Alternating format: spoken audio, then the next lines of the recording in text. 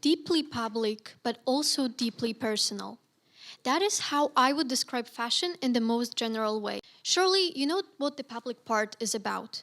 All of us are wearing clothes right now. All of us have chosen it, and people can see it on a daily basis. But also, it's very personal. It is our closest environment. Clothes are the things that we are taking everywhere with us and that can enhance our human life. To start with an example, a very personal one. When I started developing my own fashion sense, I became more confident.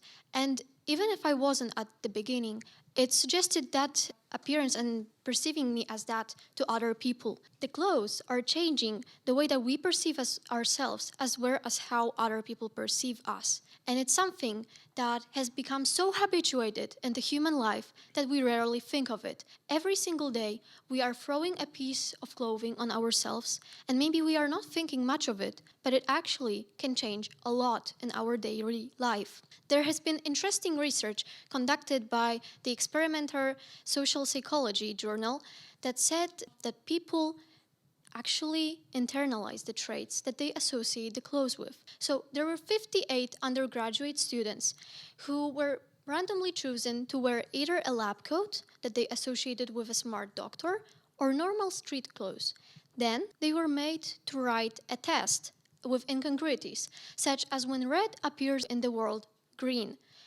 And you may know what the results have shown. The people who have worn clothing that they associated with someone that is very smart or capable of seeing those things, they might have as many mistakes. Other researchers have shown that actually women, for example, who dress more masculinely or appear more confident because of masculine fashion are more likely to actually be hired during an interview. The other interesting thing is that when we are feeling more confident with those clothes, we are actually behaving like that. It changes our behavior daily, and it is a tool that we can use to our own benefit. Clothes and fashion are not something that you think of as only for models or actors to use. It is something that every one of us is using on a daily basis. And see, with this, we can become more comfortable with ourselves. We can be more confident.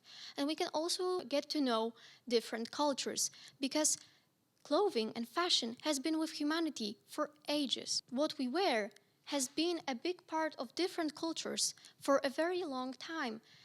And we still associate some cultures or some traits with specific clothing.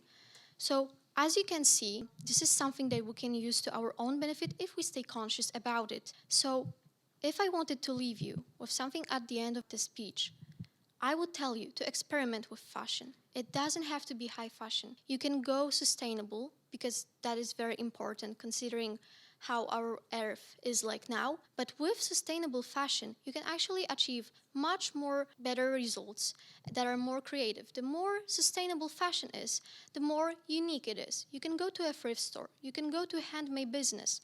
You can make clothes from scratch or learn how to sew. And with all of that, you can make something that is unique, that shows and reflects your personality, and that also helps other people see who you are and perceive you as confident. It is something that is genuinely fun because you don't have to be good at it in the beginning.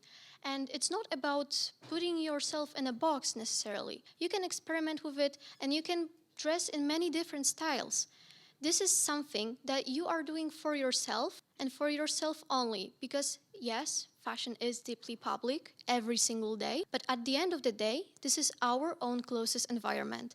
So I strongly encourage you to experiment with fashion, and the next time when you are choosing an outfit in the morning, I want you to think, what do you want to show with this outfit and how it can enhance your own human life? Thank you.